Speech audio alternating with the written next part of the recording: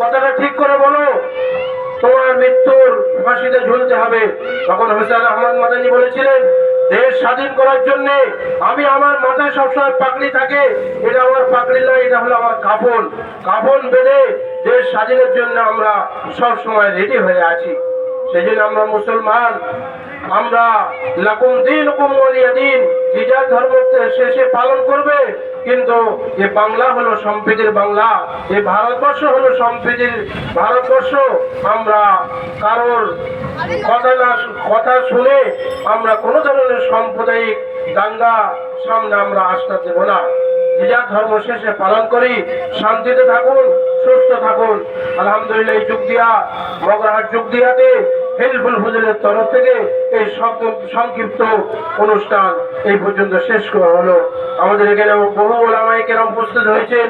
সংগঠনের সম্পাদক হাফেজ মরহুমুল ইসলাম সাহেব, হাফেজ মাহমুদুল সাহেব, আর আমাদের সাংবাদিক এলাকার জনতার মুকুটমণি যারা মঞ্জুর আলম সাহেব, তাকে আমাদের এই সংগঠনের তরফ থেকে সাধুবাদ জানাচ্ছি। ওয়াল্লাহি রাব্বিল আলামিন। আমরা হিলফুল ফুজুল সংগঠনের তরফ থেকে পতাকা উত্তোলন করছি।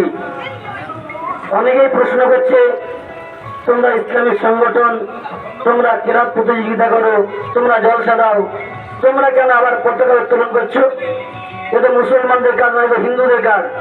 তাদের এই ভুলটা ভাঙার জন্য বলা যে মুসলমান ভারতবাসী, হিন্দু ভারতবাসী, এই ভারতবর্ষ যে স্বাধীন হয়েছে, এই স্বাধীনতার সময় মুসলমান হিন্দু সবাই সম্মুখী হয়েছিলেন। কিন্তু সেই সময় আমাদের বেশি ওলামাদের রক্তের বদৌলতে আজকে ভারত স্বাধীন হয়েছে। যদি আমাদের মুসলমানরা, ওলামারা, বড় বড় ওলামায় মাসায়েখ সাহেবগঞ্জ যদি আজকে সামনে না আসতেন, এই ভারত স্বাধীন হতে 100 বছর পিছিয়ে যেতে বেরাল। এজন্য আমরা আজকের হিলফুল ফুজুল সংগঠনের তরফ থেকে আজকে আমরা সম্মুখে এসেছি, পতাকা উত্তোলন করছি। মানুষের মধ্যে যে ভুল ধারণা আছে, ভুলকে ভাঙার জন্য। আল্লাহ আমাদের সবাইকে জিনিস বুঝ দান করুন।